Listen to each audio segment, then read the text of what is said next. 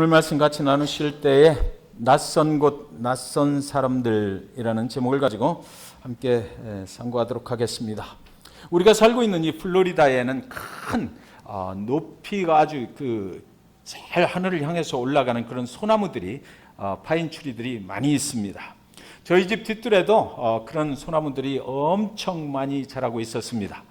그래서 너무나 이게 허리케인도 오고 그러면 쓰러질 것 같아서 얼마 전에 다 뿌리채 다 잘라서 뽑아버렸습니다. 그랬더니 이제 문제가 생겼는데 비가 조금만 오면 우리 집 뒷뜰이 완전히 홍수가 나는 것입니다. 그래서 그 나무를 다 뽑아내고 나서 보니까 그 나무들이 얼마나 많은 물을 빨아들이고 있었는지를 알게 됐던 것이죠. 나무 속에서는 쉴 새 없이 땅에서 물을 빨아 올리는 것입니다. 겉으로 보기에 나무는 그냥 서 있는 것 같지만 나무 안에서는 쉴 새 없이 끊임없이 뿌리를 통해서 땅속에 있는 그 물을 그 나무 속으로 빨아 올려서 그 수액을 만들어서 나무가 생존해가는, 성장해가는 그 액을 만들어내는 것이에요. 나무는 하늘을 향하여 그 힘으로 치솟아 오르는 것이죠. 겉으로 보면 그냥 나무 껍질만 있고 언제 자랐는지 또 이렇게 쑥쑥 자라 올라가지만 아무것도 안 하는 것 같지만 사실은 그 속에서 쉴 틈 없이 한 번도 쉬는 적이 없이 그 생명이 살아있는 한 그 물을 흡수해서 수액으로 변화시켜서 나무가 생존해가고 성장해 가는 것이에요. 아주 작은 나무였는데 그래서 몇 년이 지나고 나서 보면 훌쭉 커 있는 것을 우리는 볼 수가 있게 되는 것이죠. 이것을 시인 릴케는 기다림이다 이렇게 표현을 했습니다.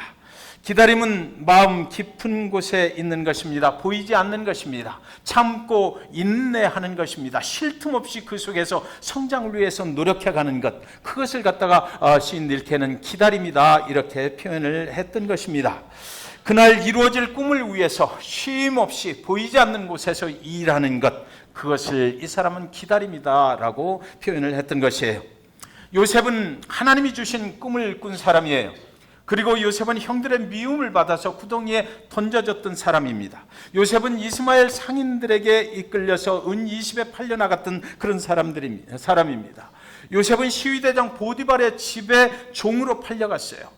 그 집에 총무를 맡게 되었고 보디발의 아내의 유혹을 받게 됐습니다. 억울한 누명을 써서 그 유혹을 거절했다가 감옥에 가게 됐던 사람입니다. 감옥에서 애굽의 왕을 섬기던 술관원과 떡관원을 섬겨야 됐어요. 술관원이 감옥에서 나갈 때 당신이 나 죄 없는 것을 아시니까 나가면서 나를 좀 구해달라고 그랬지만 그는 술관원이 나간 후로 까마득하게 잊혀진 세월을 살아야만 했던 것입니다.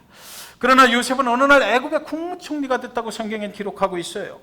정든 가족의 버림을 받아야만 했던 사람입니다. 낯선 땅, 낯선 사람들 속에서 살아야만 했던 사람이에요. 그렇게 살아온 세월이 13년이 되었습니다. 낯선 땅, 낯선 사람들 속에서 전혀 예상할 수 없었던 그런 상황을 겪어나가야만 했던 그런 사람이었습니다. 요셉은 어떻게 그 상황들을 견딜 수 있었을까요? 닥치는 순간순간의 그 어려움을 어떻게 견뎌나갈 수가 있었느냐는 말입니다. 사랑하는 여러분, 요셉은 하나님이 주신 꿈이 있었기에 견딜 수 있었습니다. 하나님께서 주신 꿈은 하나님이 이루실 것을 그는 믿게 됐었고 하나님이 주신 꿈을 갖는 사람은 그 꿈 때문에 견딜 수 있는 힘을 얻게 된다는 말입니다. 그 꿈이 이루어지길 날엔 분명히 온다는 것을 그는 믿고 기다렸기 때문에 그 기다림 속에서 하나님께서 자동하시고 하나님께서 역사하셨고 하나님이 그와 함께 하셨기 때문에 기다릴 수 있었고 견딜 수 있었고 버틸 수 있었다라는 것입니다. 사랑하는 여러분, 우리도 믿음으로 기다림의 시간들을 사시기를 이 시간 주님의 이름으로 간절히 축원드립니다. 여러분의 인생 가운데 저와 여러분의 인생을 살다가 하나님께서 꿈을 주셨지만 그 꿈을 이루어 나가는 과정이 그렇게 순탄하지만은 않고 어렵고 힘들고 질병에 걸리고 하나님께서 기도에 응답도 안 해주시는 것 같고 나의 삶이 무너지는 것 같을지라도 언젠가 기다리고 믿음으로 하나님께서 함께 하실 것을 기다리고 있다 보면 하나님께서 역사하실 것을 믿는 그 믿음으로 기다리는 그런 축복이 있으시기를 주님의 이름으로 간절히 축원드립니다. 한국 최초로 시각장애인 박사가 강영우 박사입니다. 그것뿐만 아니라 미국 백악관의 국가장애위원회 차관보를 그는 지냈던 사람이에요. 그가 이렇게 말했어요. 맹인 고아의 신분에서 미국 대통령이 임명하고 그 임명 동의안이 상원 인준을 받아야 하는 명예로운 미국 연방정부 최고 공직자 신분에 오르기까지 정확히 40년의 세월이 필요했다. 강산이 4번이나 변하는 긴 세월 동안 하나님께서는 고비마다 그것을 넘는데 반드시 필요한 사람들을 만나게 하셨고 그들을 통해 역사하심으로써 오늘의 나와 미국인 지도층 인사들까지 부러워하는 명문가를 만들게 하셨다 라고 말했습니다. 이게 강영우 박사가 쓴 그 꿈이 있으면 미래가 있다라는 책에 있는 이야기입니다. 자신의 고백입니다. 강영우 박사, 이 사람은 기다림의 시간들, 그 시간들을 통해서 좋은 사람들을 만났다라고 이렇게 얘기하고 있습니다. 세월 동안 하나님께서는 고비마다 그것을 넘는데 반드시 필요한 사람들을 만나게 하셨다 그랬습니다. 저와 여러분이 하나님의 꿈을 가지고 살아갈 때에 우리에게 붙여주시는 사람들이 있습니다. 그래서 그 사람이 하나님이 보내신 사람이라면 그 사람을 통해서 그 고비를 넘어가게 하실 것입니다. 그 사람을 통해서 또 하나님이 원하시는 길로 계속해서 인도해 가실 것입니다. 저와 여러분이 하나님과 함께 동행하며 갈 때 여러분 주변에 하나님께서 보내시는 사람을 잘 보셔야만 됩니다. 그래서 저 사람이 정말 하나님께서 나에게 붙여준 사람인지 그것을 잘 확인하시고 그렇다면 그 사람과 함께 하나님의 뜻을 함께 이루어가는 동역자의 대열에 설 수 있어야 되는 것입니다. 하나님은 그에게는 기다림의 긴 터널을 빠져나가는 동안에 좋은 사람들을 만나게 하셨다라고 강영우 박사가 말합니다. 맹인으로서 그런 자리에 올라갈 때까지 그 40년이라는 긴 세월을 좋은 사람들과 함께 했다는 이야기거든요. 그 좋은 사람들을 통해서 당신의 연약함이 극복될 수 있었고 고난의 터널을 무사히 빠져나갈 수 있었고 모든 사람들이 총망하고 바라는 그 높은 자리에 올라갈 수가 있었다라고 그는 말하는 것입니다. 누가 그의 인생 후에 또 그런 사람들을 보내주셨을까요? 누가 그렇게 연약하고 세상에서는 참으로 보잘것 없었던 그의 인생을 그렇게 그 지도자의 자리에 올려놓기까지 누가 정말 그 뒤에서 그 좋은 사람들을 만나게 하셨고 그 환경들을 통해서 나갈 수 있도록 누가 이끌었을까요? 요셉, 그 사람도 기다렸던 사람이에요. 그 사람은 13년이라는 세월 동안을 기다렸지 않습니까? 요셉이 가는 길은 너무나 정말 어렵고 힘든 길이었습니다. 그가 형들한테서 모질게 배척을 받고 구덩이에 던져질 때 한번 여러분들 생각해 보시기 바랍니다. 그리고 나서 형들이 그 구덩이 속에 밀어넣고 나서 그의 옷을 다 벗겨버리고 밀어넣은 다음에 뭐라고 합니까? 밖에 앉아서 그들이 음식을 먹는 거예요. 그러면서 자기를 비웃는 것입니다. 악한 짐승한테 물려 죽었다고 그래버리자라고 아버지한테 가서 그렇게 보고하자고 그렇게들 얘기하는 소리가 그의 귀에 들려올 때 그동안 한 가정 속에서 사랑하는 형들, 나와 함께 살았던 형들, 내 핏줄, 내 가족 그들로부터 배척당할 때 그 심정이 과연 어땠겠느냐 말이죠. 그가 이스마엘의 상인들의 손에 의해서 팔려가서 애굽의 그 보디발의 집에 들어갔을 때 과연 그는 행복했을까요? 시위대장 보디발이라고 분명히 말을 하고 있는데 그 집에 노예로 들어간 것이에요. 종으로 들어간 것이에요. 그의 꿈은 산산조각이 나버리는 것 같았을 것입니다. 그런데도 그 속에서 누가 그를 그 다음 또 감옥으로 밀어넣어요. 그 감옥으로 밀어넣은 사람이 또 누구일까요? 그런 어떤 사건들을 통해서 그가 더 지금 보디발의 집에 있을 때보다 더 악한 상황 속으로 들어가는 것이에요. 그 속에서 또 새로운 사람들을 만나고 낯선 환경 속에서 또 새로운 사람들을 만나고 그럼으로 인해서 13년이 흐른 어느 날 그가 갑자기 애굽의 국무총리가 되어버리는 것입니다. 그 상황을 주도하고 계신 분이 누구냔 말입니다. 그 상황을 인도하고 계신 분이 누구냔 말입니다. 낯선 곳에서 낯선 사람들을 통해서 그가 자꾸만 변해갈 때에 그 뒤에서 누군가는 그 사람들을 만나게 하셨고 그 사건들을 일으켜 주셨고 그가 그렇게 인도함 받을 수밖에 없도록 때로는 코너에 밀어넣어버리고 또 때로는 힘들게 하고 때로는 또 장애물을 만나게 하시고 그래서 그의 그 뒤에서 역사하시는 그분이 그를 사용하셔서 그분의 목적을 이루시려고 하는 그분의 뜻을 이루시려고 하는 그런 인생을 살았다라고 성경은 기록하고 있는 것입니다. 누가 그를 그렇게 모진 삶으로 끌고 다녔습니까? 39장 1절에 요셉이 이끌려 애굽에 내려가매 바로의 신하 친위 대장 애굽 사람 보디발이 그를 그리로 데려간 이스마엘 사람의 손에서 요셉을 산이라. 이 문장은 39장의 첫 번째 문장입니다. 그런데 이 39장의 첫 번째 문장은 원문에는 두 문장으로 나누어져 있는 거예요. 요셉이 이끌려 애굽에 내려갔다.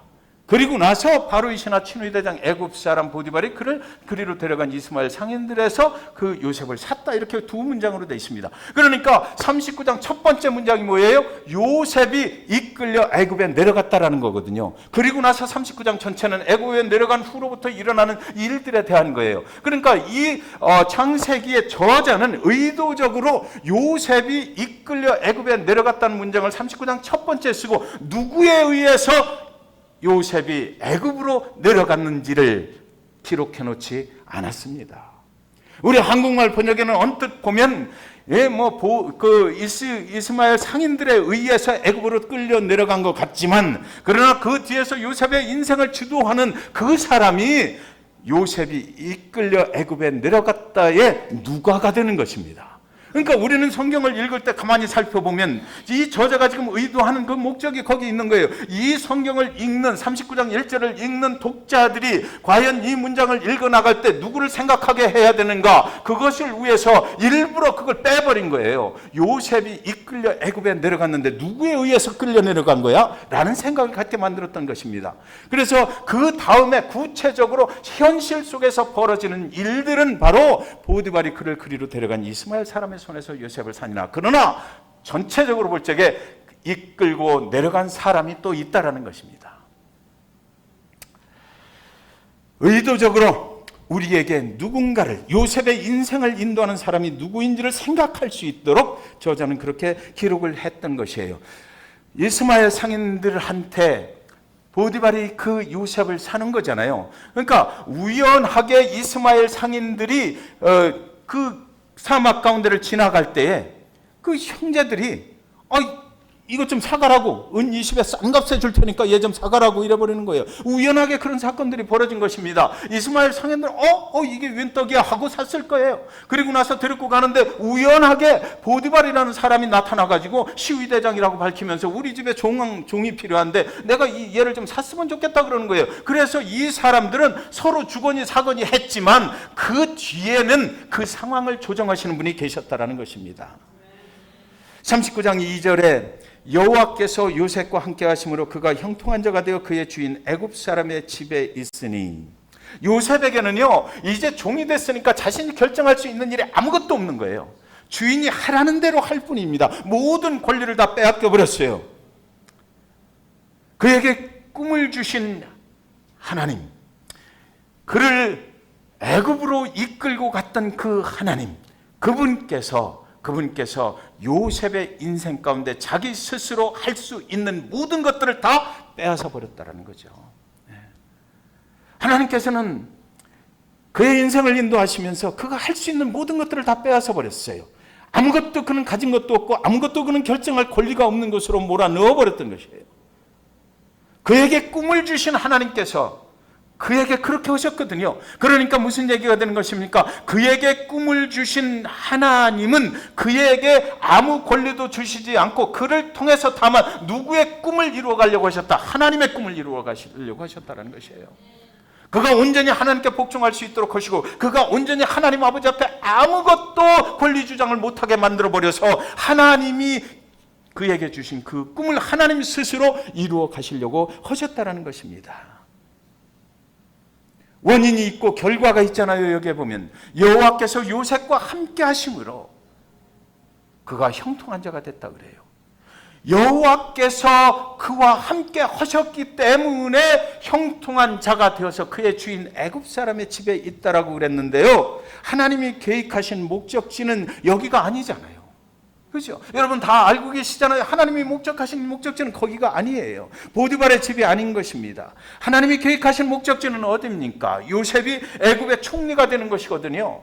그러니까 지금 잘 보세요. 하나님께서 아무 권리가 없이 아무 힘도 없이 만들어가지고 어디다 갖다 집어넣냐면 시위대장 보디발의 집에다 갖다 놓았어요. 그러니까 요셉이 거기서 종으로 살면서 무엇을 배웠겠는가? 그가 퇴근하고 집에 들어오면 아내하고 앉아서 식탁에 앉아서 밥을 먹으면서 오늘 궁궐에서 있었던 일을 얘기했을 거예요. 애굽의 궁궐에서 오늘 무슨 일이 있었나? 그것을 얘기하는 것을 이 요셉은 거기서 듣고 배웠을 것이라는 것이죠. 여러분, 우리가 생각할 때 우리가 지나가는 이 상황들은 너무나 힘들고 어려울 수 있어요. 그러나 하나님이 원래 계획하신 그 목적지에 다다랐을 때 이 모든 것들이 합해서 선을 이루도록 돼 있다라는 거죠. 예. 거기서 그는 그것을 배우는 거예요. 애굽의 궁궐로 갈 준비를 하나님께서 그곳에서 시키시는 거죠. 지금 알아듣게 했어요. 요셉이 거기에 안 왔으면 어떻게 그걸 배울 수가 있었겠느냐고요. 그 기회를 주신 거예요. 겉으로 보기에는 힘들고 어려운 종살이지만 그러나 그곳에서 그는 애굽의 궁궐에서 일어난 일들을 매일같이 듣고 자랐을 것이다 라고 하는 것입니다. 노예의 신분, 그러나 그곳에 하나님의 뜻이 있었어요. 우리가 너무 힘들고 어려울 때 그곳에 하나님의 뜻이 있습니다. 여호와께서 요셉과 함께 하심으로 우리가 힘들고 어려워할 때 하나님이 우리와 함께 하심으로 하나님의 선하신 뜻을 이루어 갈 것이다 라는 것이에요. 여러분, 그런데 어느 날 그 보디발의 아내가 요셉이 젊고 아주 잘생겼거든요. 그러니까 하루 종일 같이 잤으면 좋겠다는 거예요. 그래서 그를 꾸준하게 유혹을 하는 것입니다. 그를 자꾸 또 자자고 그러고 또 자자고 그러고 요셉이 싫다고 그래도 자꾸 또 자자고 그러는 거예요. 굉장히 미남이었던 것 같아요. 그 거절을 또 유혹하고 또 거절하고 계속 이런 일들이 반복이 되는 것입니다. 다니엘과 그의 세 친구, 아까 그 기도하시던 집사님도 잠깐 기도하셨지만 우상에게 절하라는 명령을 받잖아요. 우상에게 절하라. 나는 절대 절하지 않겠어라고 생각하고 끝날 문제가 그들에게는 아니었어요. 절하지 않으면 풀무불에 던져서 죽여버리겠다라고 했기 때문입니다. 상황은 간단해요. 절하면 살고 절하지 않으면 죽는 거잖아요. 지금. 자, 여러분 잘 들으십시오. 이런 경우 여러분 같으면 어떻게 하시겠느냐고요. 오늘 우리가 여기 예배하고 있는데 어느 누군가가 들어와서 총을 다 들이대고 하나님을 예배하지 말고 떠나 라고 하면 살려주고 그냥 예배하겠다고 하면은 다 죽여버리겠다. 이러면 여러분 같으면 어떻게 하시겠습니까? 여러분들은 목사가 어떻게 하나 그거 보고 따라 하시려고.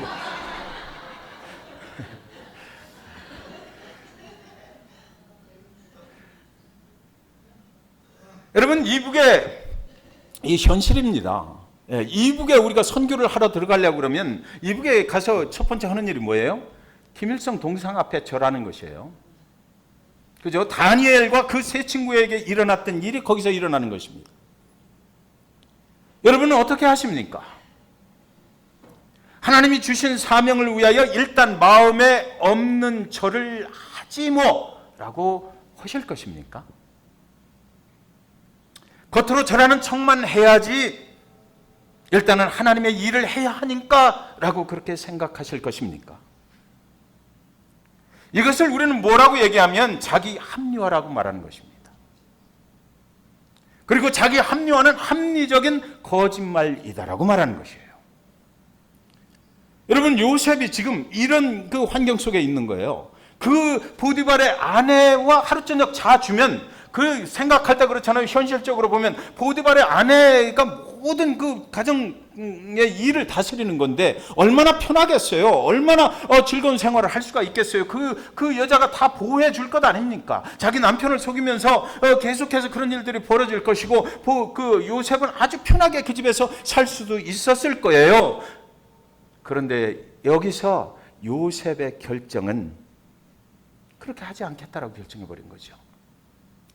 왜? 여호와께서 요셉과 함께 하심으로 그렇지 못하게 만들어버린 거예요. 자기 합리화를 시키지 않도록 하나님께서 만들으셨다고. 왜? 하나님은 아셔요. 그의 갈 길이 보디발의 집이 끝이 아니기 때문에.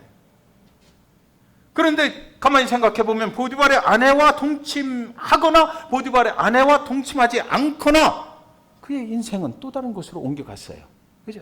하나님이 그를 쥐고 계셔요. 그렇다면 여러분, 우리가 세상의 삶을 살아갈 때 하나님 믿고 살아가는데 이런 유혹이 왔을 때 그것과 타협할 것이나 적당히 넘어갈 것이냐, 이게 굉장히 우리에게 문제가 되는 것 아닙니까? 현실적인 믿음의 문제거든요. 신앙인들이 오늘날 살아가는 문제예요. 그 문제 속에서 우리가 결정할 때 어떻게 결정해야 된다? 하나님 중심으로 해야 된다는 거죠. 하나님이 이것을 원하시는 것이면 하는 거예요. 그러나 하나님이 원하시지 않는 것이면 안 해야 되는 것입니다. 그래야 하나님이 원하시는 곳으로 우리가 갈 수 있는 거거든요. 성공적인 삶을 살고 하나님의 축복을 받는다는 것은 이 순간순간의 유혹을 어떻게 결정하고 어떻게 선택하느냐에 따라서 결정된단 말입니다. 하나님이 가다가 중간에 사람을 바꿔버릴 수도 있잖아요. 하나님께서 원래 목적하신 곳에 이르기까지 우리는 그것을 순간순간 선택을 해야 되는 것이죠.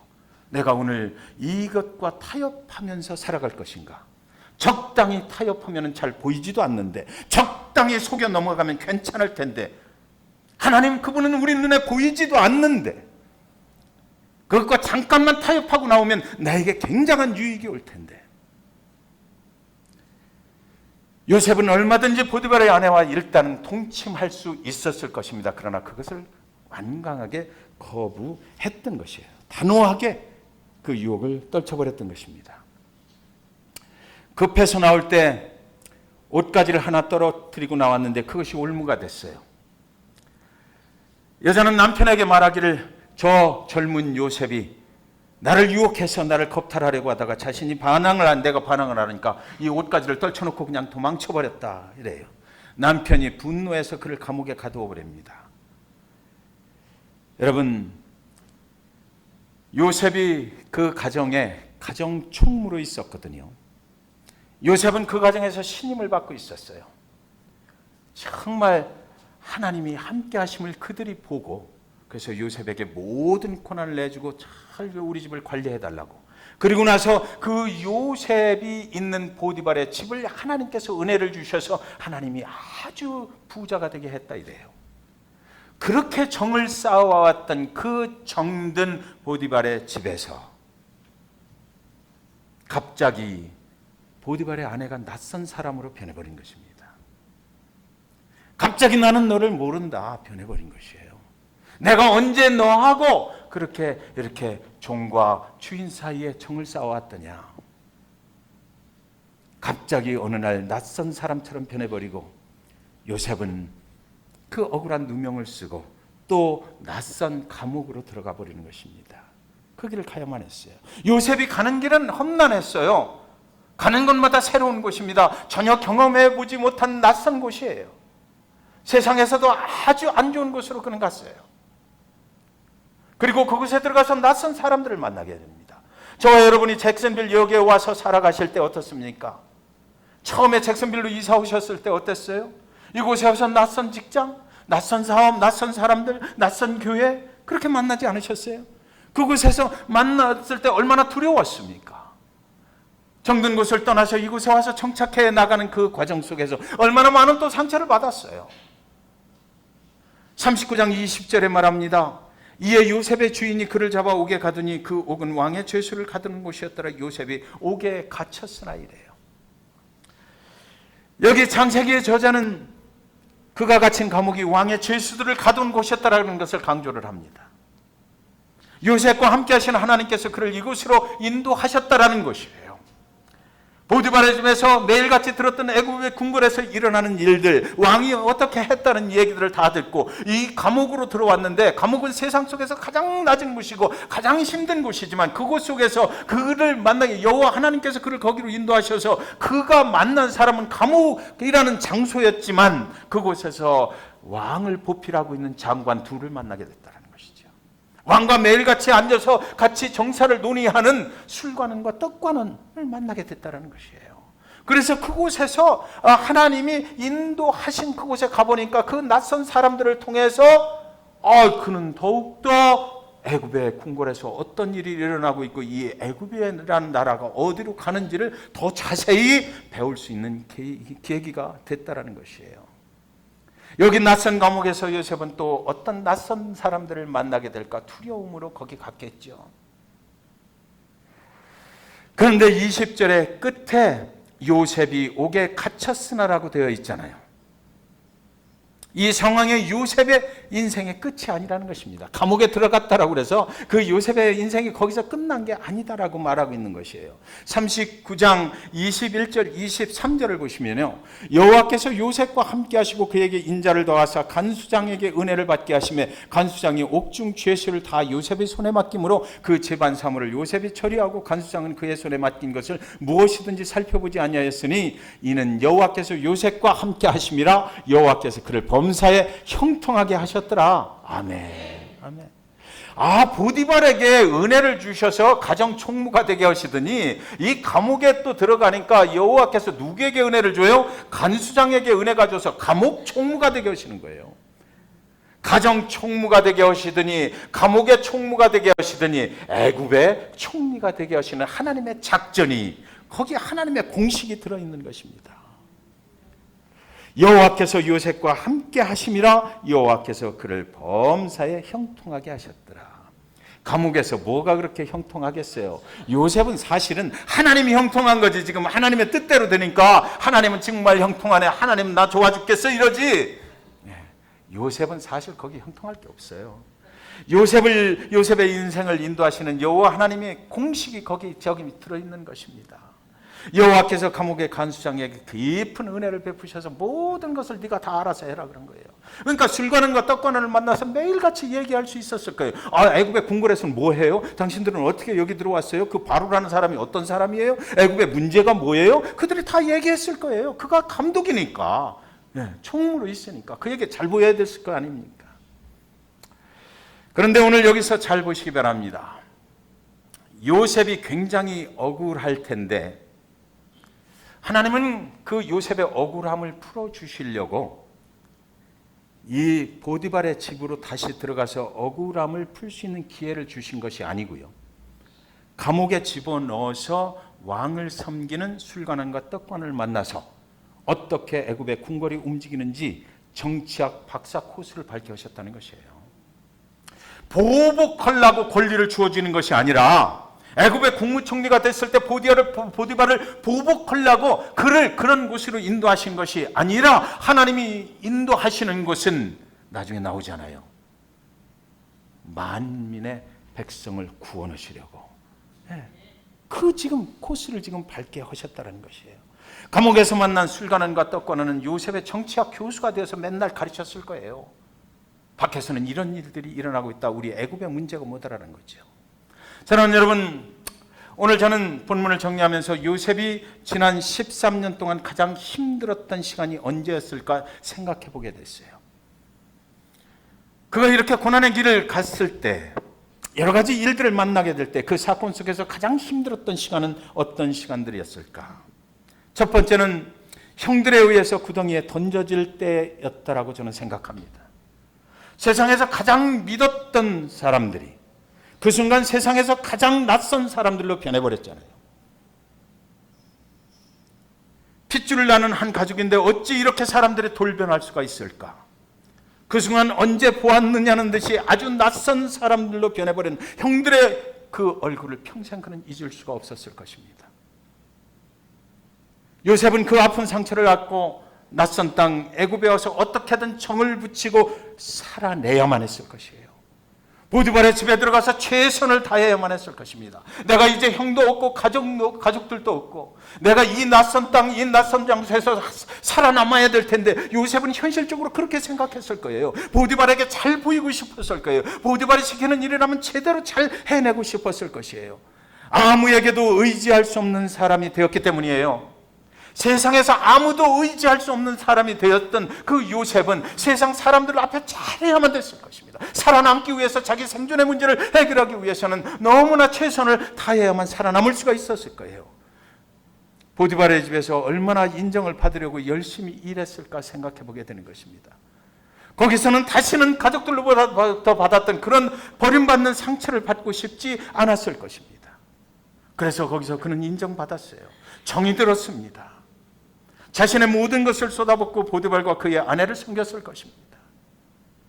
드디어 인정을 받고 마치 한 가족처럼 모든 가정 살림을 관리하며 살게 되었을 때 타향에서 만난 그동안 그렇게 섬겨주었던 그 보디발의 아내가 어느 날 아주 낯선 사람으로 변해버린 것입니다. 얼마나 그동안 감사하고 정이 많이 들었겠느냐고요. 근데 그 사람이 나는 너를 모른다라고 말해요. 인정을 받고 한 가족처럼 매일같이 살았던 그에게 어느 날 그런 상황이 닥쳐온 것입니다. 어느 날 보디발의 아내가 아주 전혀 나를 만나지 못했던 사람처럼 변해서 그에게 상처를 남기는 것이죠. 자신의 욕망이 채워지지 않자 보디발의 아내는 언제 보았느냐는 듯이 억울한 누명을 씌워서 그를 감옥으로 보내버렸어요. 감옥에 들어가서도 그는 최선을 다했습니다. 어떻게든 살아보려고 최선을 다했어요. 그러나 그를 구해주겠다고 약속했던 술가너는 나가서 까마득하게 그 요셉을 잊어버렸습니다. 저는 요셉이 가장 어려웠던 순간들은 처음 낯선 땅에서 낯선 사람들을 만나던 순간들이 아니고요, 믿었던 사람이 어느 순간 아주 낯선 사람처럼 변해버릴 때였을 것이라고 저는 생각이 들었습니다. 저는 오늘 이 요셉의 이야기를 통해서 제 자신의 모습을 한번 돌아보게 됐어요. 잭슨빌이라는 이 낯선 곳에 와서 낯선 사람들을 만나서 잭슨빌 중앙교회를 시작하고 지금까지 돌아보니까 그것은 모두 하나님이 이끄신 자국만 남았습니다. 하나님께서 꿈을 주셨고 하나님이 시작하셨고 때로 힘들고 어려운 관계의 그 무너짐 속에서도 견딜 수 있는 힘을 주신 분은 하나님이셨어요. 오늘도 나의 길을 인도하시는 분은 하나님이신 것 분명합니다. 때때로 그동안 너무나 정들었던 사람들이 마치 요셉의 형들이 어느 날 낯선 사람들처럼 느껴질 때, 그리고 한 가족처럼 지내던 보디발의 아내가 요셉에게 했던 것처럼 낯선 사람들처럼 느껴질 때, 저는 오늘 이 본문 속에 있는 여호와께서 요셉과 함께 하심으로 그가 형통했다는 의미가 무엇인지 이해하게 됐어요. 여호와께서 요셉과 함께해서 그의 삶이 형통했다는 의미는요, 그 어려움 속을 헤쳐나갈 때 하나님의 위로가 그와 함께했다는 이야기입니다. 하나님께서 그에게 견딜 수 있는 힘을 주셨다는 말이에요. 그의 삶이 좋아졌다는 것이 아니에요. 그에게 꿈을 주신 하나님이 그를 품어주셨다는 것이고 보듬어 주셨다는 것이고 괜찮다라고 말씀해 주셨고 다시 일어설 수 있다고 말씀하셨고 나와 함께 가면 된다라고 말씀하셨다는 것입니다. 견딜 수 있는 위로를 주셨다는 것입니다. 그리고 그 순간들을 통해서 나를 위해 죽으신 예수가 당하신 그 비웃음과 거절당하심과 십자가의 죽으심을 기억하라고 하시는 것이에요. 우리의 위로는 사람에게서 오는 것이 아니라 십자가에서 저와 여러분을 위해 죽으신 예수 그리스도 하나님의 아들로부터 온다는 것을 경험하는 것, 그것이 바로 여호와께서 그와 함께 하심으로 그의 인생이 형통하게 되었다라는 말의 의미라는 것을 저는 깨닫게 되었던 것입니다. 사랑하는 여러분, 요셉은 기다림의 사람이었어요. 낯선 곳에서 만나는 모든 사람들로부터 수많은 것들을 배우고 겉으로는 사람들에게 질질 끌려다니는 인생 같지만 그의 안에서는 하나님이 주신 꿈이 이루어질 그날을 손꼽아 기다리면서 참고 견디고 인내했던 사람, 그 사람이 바로 요셉인 것입니다. 오늘 나에게 붙여주신 사람들을 최선을 다해서 섬겼던 사람이잖아요. 그에게 주신 하나님의 꿈이 이루어지는 날 그는 이렇게 고백해요. 창세기 50장 20절, 당신들은 나를 해하려 하였으나 하나님은 그것을 선으로 바꾸사 오늘과 같이 만민의 생명을 구원하게 하시려 하셨나니. 사랑하는 여러분, 기다림의 끝에서 하나님의 꿈이 이루어지는 것입니다. 사랑하는 잭슨빌 중앙침례교회가 만민의 생명을 구원으로 인도하는 귀한 교회와 성도님들이 다 되시기를 주님의 이름으로 간절히 축원드리는 것입니다. 하나님 그분은 오늘도 신실하시고 하나님 그분은 우리에게 꿈과 비전을 주셨으면 그분이 이루실 것입니다. 때때로 힘들고 어렵지만 그분께서 함께 하시는 것을 믿으시기 바라요. 그분이 저와 여러분에게 주신 꿈을 통해서 이 땅 잭슨빌에 아직도 예수 그리스도를 모르고 살아가는 영혼들을 하나님 앞으로 인도하고 예수 그리스도의 이름으로 구원케 되는 그런 역사가 분명히 이루어질 날이 있을 것이라고 이 시간 믿고 하나님께 감사드리는 것입니다. 기도합니다.